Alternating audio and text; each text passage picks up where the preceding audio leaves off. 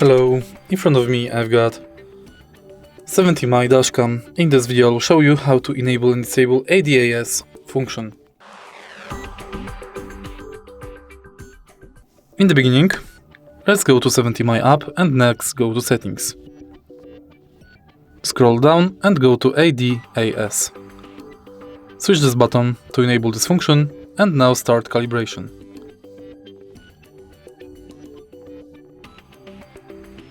Confirm and it's done. Next, you can enable ADAS warning option.